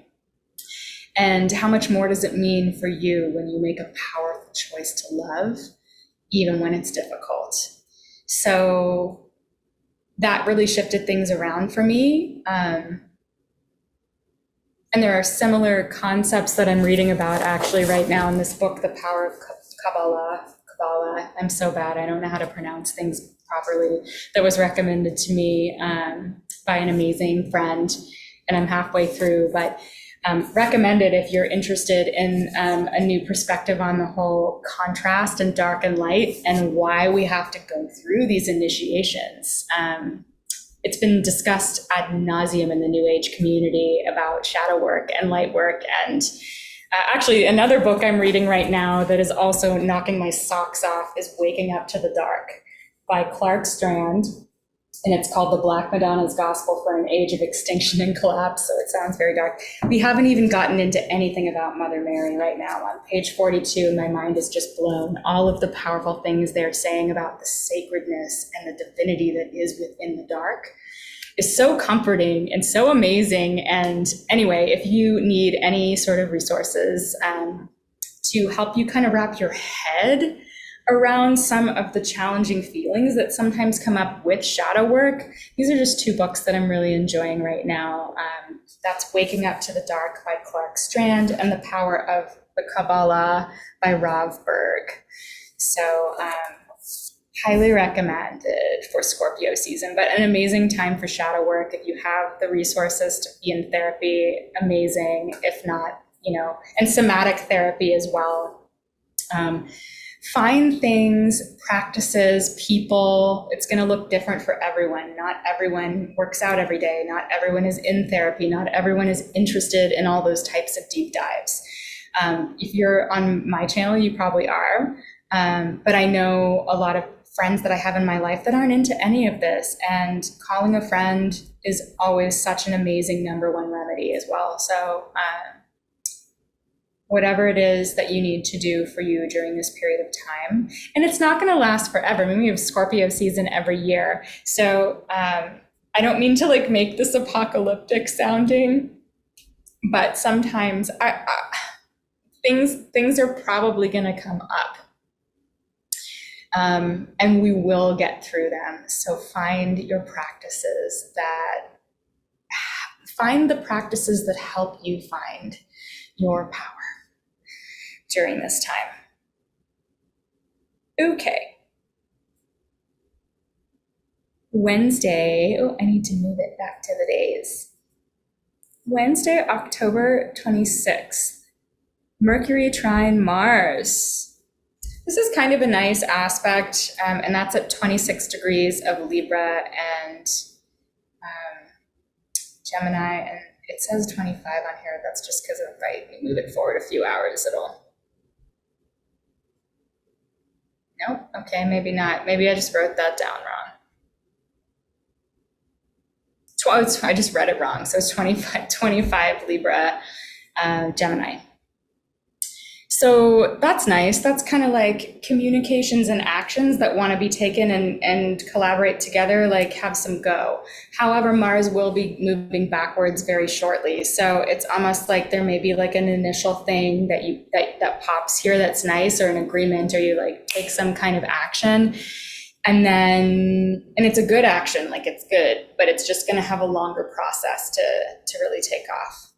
And that is in the Libra and Gemini sectors of your chart.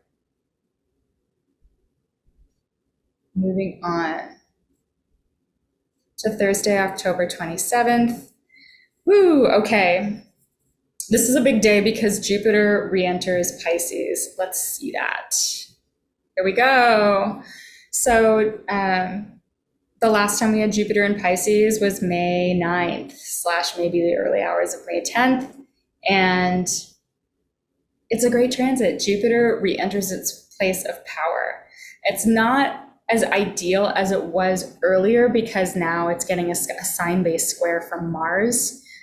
So I had elected a lot of astrologers elected weddings for when Jupiter was in Pisces, and the only part of that journey that was really available for a good wedding election was earlier in the spring, because now we've got Mars in here kind of sign-based squaring Jupiter, but it's still Jupiter in Pisces. And if we look, we have Neptune here in Pisces as well. And as soon as Jupiter re-enters, it's within, 5-6 degrees of Neptune. So it's kind of in a conjunction with Neptune again. So Jupiter, benevolent, expansive, love, spirit, belief, the other realms, the higher realms, in the sign of Pisces. But Jupiter wants to expand, explore, and bring goodwill and grace and blessings wherever it goes. It's in its sign of one of its signs of maximum power, its nocturnal domicile in the sign of Pisces, which is the higher realms of art, spirit, oneness, and the divine. Neptune has a lot of those significations as well. So, and Neptune's been in Pisces for ever. Well over a decade. I can't remember exactly when it entered, but it was a long time ago. So what happens is Jupiter is more powerful, but it's also expanding all of these Piscean and Neptunian energies, which is art, creativity, oneness, anything to do with the higher realms, anything that has to do with water and the ocean, and doesn't necessarily have to do with like structures or finite things that you can quantify. So for me, when I had Jupiter in Pisces, I was doing meditation for an hour or 75 minutes a night. I didn't plan it this way. This is literally like when you just watch the astrology, you're like, oh yeah, that's exactly what's happening right now. Meditating 75 minutes a night and doing an hour rosary practice every night. And I was also alone in a cottage in the middle of nowhere with my cat. And this is all happening in my 12th house of spirit and exile. Like, it's so good. It's so good. So anyhow, just look out for expansion in the Pisces sector of your chart. Now, this is where these Scorpio planets in the Scorpio sector of your chart are starting to get some help. Jupiter is making, even though it's like way out of orb, it's like a sign-based high five. So there's help coming, and it's help coming from the higher realms. It's help, like the Pisces, Neptune, they soften all those hard edges. And the shadow side of this is they can make edges hard to see at all. And sometimes you need edges and boundaries, but this is the trine. It's a helpful aspect. So this sort of spirituality, this unconditional love, this amplification of like emotional energy and compassion. Compassion, I should have said that word like 5 minutes ago. Compassion is a big word for Jupiter. It's a big word for Pisces. And it's a big word for Neptune as well. So compassion for self, others, and everything. And this could be an extremely emotional time, but it's like a time of softening the heart, which is what we need to soften to work through some of the changes that we're going through right now. So that's Jupiter ingressing back into Pisces, where it will be until like the end of the year. I didn't write the dates down. I should have written the dates down. It's like December something when it will go back into Aries. So we have this back bunch of the year with just completing whatever expansion is happening in the Pisces sector of your chart. And this is going to be helping you move through the Scorpio times. Here on October 28th, we're still on October 28th, there's Mercury squares Pluto on the same day that Jupiter moves back into Pisces. And that again is, that's that same power struggle aspect that we had the Sun and Venus square Pluto at the same time. And that was on the 22nd of October. So now we're just having that same energy, but it's Mercury instead of the Sun and Venus. So there may be some kind of final just extra layer of whatever happened on the 22nd, like popping up again today to be worked through.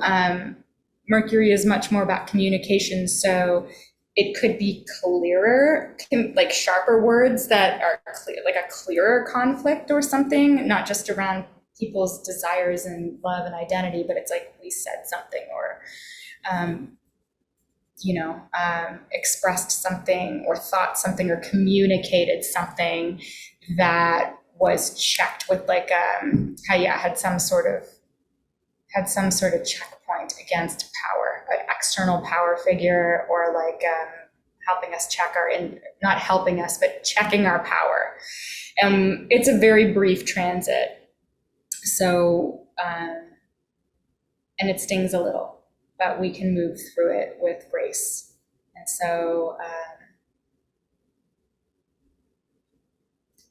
for this, you'll find your way through it. You'll find your way to deal with it. It's just showing us where there may be an imbalance of power or a power play that we are going to work through or move through. So the next day,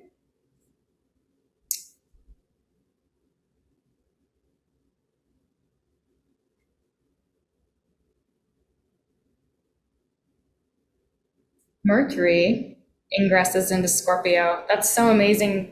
Hang on. No. Yeah, the 29th.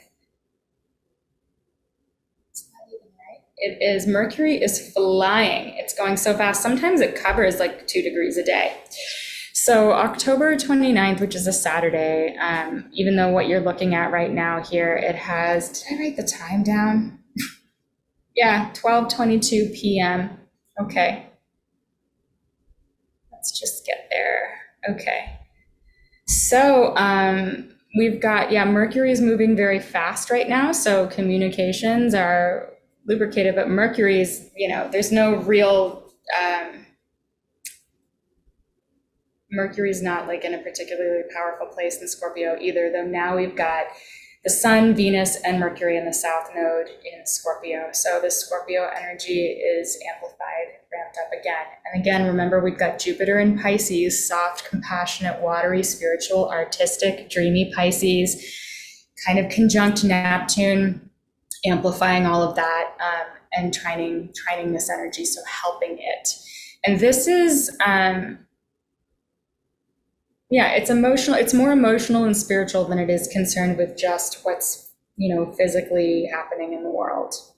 So these Scorpio themes get amplified, and maybe some of our communications become more scorpionic, not just the way we love or where our consciousness is, but the way that we're communicating. So to bring up some of these keywords here as well for Scorpio, if you apply Mercury to them, this may be like less words or very strategic words, or thinking very, very well before you speak, speaking with potency and intensity, and and it's not, Mercury is not just speaking, Mercury is thinking. So this brings the thought processes and just the mental energy more into the scorpionic realm. And also, because Mercury rules communications, communication is not always verbal. In the water signs, it tends not to be. So there's a lot that gets communicated through gaze, through the eyes, through body language, just someone's energy. There's a potency to Scorpio, like it's palpable. So just a lot of that energy is like magnified right now. Let's see what else we've got here. And then the very next day, on October 30th, Mars stations retrograde at 25 degrees Gemini until January 12th of 2023. And Mars will be in Gemini until March 25th of 2023. So is a long time. I think the entire duration of Mars in Gemini is about 7 months and 5 days. So it's a long, long process. So whatever is going on in the Gemini house of your chart has to be revised. It's got to be reviewed and revised. And so Mars represents our life force energy and our direction and our drive and our ambition and our agenda and the things and the actions we're taking all the time, like our potency as well. And it's Scorpio season, and Mars is the ruler of Scorpio season. So there can be additional frustrations here. And this is also just harkening back to what I was saying about shadow work, which is like already relevant. Now it's like there may be some shadow work that we're doing that really takes us back into past or ancestry, or it could be anything, but just past things. So the last time Mars was retrograde, it was in, I think, it was like summer or fall of 2020. It was in Aries. I hated it because it was just steamrolling all my planets, and it is my ruling planet. So this is a very different energy, but whatever is going on in the Scorpio sector of our chart is answering to this Mars retrograde in Gemini. So we do need to go back in order to go forward, and it's quite a process. It's like a several month long process. So we will actually still be moving backward until January 12th And then when we move forward, we're still in Gemini, like still recovering all of that terrain, but at least it's go time. So look at the Gemini sector of your chart. Gemini often does, it's ruled by Mercury. It often has communications, significations, learning different skills. It's very mental. It's about thinking and speaking and traveling too, but like more short local trips. It's very social. So Mars retrograde in Gemini, I feel like has more potential for conflict with other people, especially in your local environment, but it really depends on your own individual natal chart. What I will say about Mars retrograde is like, I might even do a workshop on it. Mars retrogrades, for some people, they feel like as if they have less energy, because the planet that represents life force, energy, and virility is literally moving backwards. Some people just feel very frustrated. And it could be any or both of those. Anger often arises because Mars wants to go. It wants to go. And when it can't go, it gets pissed. So I am very intimately familiar with this type of energy. I was born with Mars retrograde, and Mars rules my chart. So I just really know it. And they say, when you natally have a planet retrograde, when it goes retrograde in life, it's usually easier for you. I'm like, it hasn't been for me. Whenever Mars goes retrograde, I usually have an intensification of feelings of frustration. And my energy feels off. So I don't want to project that onto anybody, but just saying that if that is happening, if you experience anything like this, and it will really depend on your own natal chart, but if you do, it's a divine realignment, because all of it always is. So these are just the currents that are directing us to, you have to trust where we're being guided to. And there's something being recalibrated. We've got to go back and get something in order before we can go forward on the highest path. Because if we just went forward now, we might be missing out on some very important things, or something wouldn't be ready or baked yet. So we have to trust. Now, if you have planets at around 25 degrees of Gemini, 25 degrees of the air signs, but especially 25 degrees of any of the mutable signs, so Gemini, Virgo, Sagittarius, or Pisces, this might mess with you more. Mess with you as in like it's on a sensitive, it's louder for you. You might be more sensitive to this station. So if feelings of anger or frustration come up during this Mars retrograde at any point, and you've got some time, right? We've got like basically Halloween through January 12th. So all of November, all of December, the ruler of this past eclipse and then the next eclipse that's going to happen is like going backwards. Pay attention to the anger. This is some of the work that I've done around this past Mars retrograde. Anger is always telling us something. It's showing us where we have a boundary that is being breached. So anger is not bad. It's actually a healthy response where it's showing us that there's something we're not okay with. And if we're exhausted, it's also showing us where we're run down and where we're out of balance. And this retrograde is an opportunity to bring ourselves back into balance, but it is a process. And so we may be like looking at the anger that comes up either with ourselves or other people and being like, ooh, that is there. Okay. How can I honor that? It doesn't mean I have to agree with it. It doesn't mean I have to like it. But how can I honor it? And it doesn't mean instantly acting on it either. Mars in Gemini might be like pulled in many directions with its actions. It may be like acting out in a lot of different ways. Or maybe trying to act out in different ways, and like it keeps getting like, thwarted, or like nothing is going according to plan. That's okay too. I think it's just choosing to respond instead of react. So I don't want to get too much more into this. I should really just do a workshop on Mars retrograde, because it's it's going to be, I think, sort of intense for a lot of us. But this period of around Halloween, where we're feeling this Mars is stationing. Remember we said when a planet stations, it isn't moving, things are intensified. So around, if you're around Halloween parties and stuff like that. Remember that the days leading up to this, Mars is basically stationed as well, even though it officially stations on October 30th. So, and it's in a square with Jupiter here too, which can overblow it. It can like amplify it, like Jupiter in Pisces, which is also not particularly grounded energy, can just make it confused and not know how to act. Right? Or like have it just be overdoing something or acting too much. So I feel like Halloween parties, there could be like more conflict that could arise around this weekend.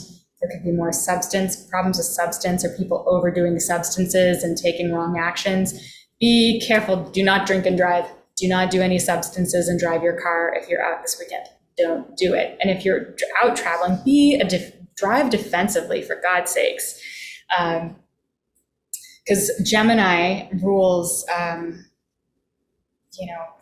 and driving around and being out and around. And Mars also kind of has that signification of cars and going places. So just be careful, just be mindful. Now, it doesn't mean that everything bad's going to happen or anything. A great way to work with this energy is just to watch what comes up and to breathe through it and be like, okay, this is here. Like, how would be like the most wise place to respond to this? And maybe it's not even to respond yet. Be the Scorpio that feels all the feelings and has some strategy and discernment, and has the inner power and strength to sit with it and hold those cards close to the vest and strategically respond in the right time with wisdom from a place of inner power. So, or just conserving your energy, right? So you're not just draining yourself. Asking the divine and asking yourself, what is the best use of your energy? What is the wisest use of your energy at this time? And also have a great time if you're doing Halloween stuff. I have plans. This could be very spooky and it can be wonderful, but this is a time where there's more possibility, or that suggests that there's more possibility for recklessness that could be challenging. So just taking care would be a really, really nice thing to do. And I do want to say a very happy Halloween. And I blew through Happy Canadian Thanksgiving. I totally blew through that too. That's the second Sunday in October, which is the full moon. So happy Thanksgiving, Canadians. I love you so much. And happy Halloween, happy Samhain. I'll probably be doing something for that, have some sort of offering for that as well. So that's it for the monthly forecast. And I'm just going to accept that these are long. So if you want shorter ones, you can hop on my Patreon for as little as $8 a month, or you can pay more if that's easy for you to do and you would like to do that. Otherwise, just enjoy this free offering, and I'm going to close out with a prayer. Dear force of infinite love, infinite grace, infinite wisdom, and infinite growth and expansion, thank you so much for being with us and blessing this reading. Thank you so much for blessing each person that these words are falling on, blessing their lives and everyone connected to them. Bless this whole world. We ask that all blessings received here be shared with everyone, all beings everywhere. We invite the heart of God, the heart of the divine, our higher selves, our future selves, our best selves. We invite all of the angels to assist us with the highest benevolent outcomes, the highest benevolent recalibrations and reorganizations of our lives and the lives of all beings, especially those we love the most and those we know who need it. We ask you to help us, assist us, just be the best that we can be, and move with grace and love through this period and enjoy the magic of the dark and of the spooky season, and recognizing that all transits are divine, all weather is divine, and helping us to remember the possibility, our own power within it all, and the power of the force of love, the power of the divine within it every moment is a portal. In deep gratitude and full faith.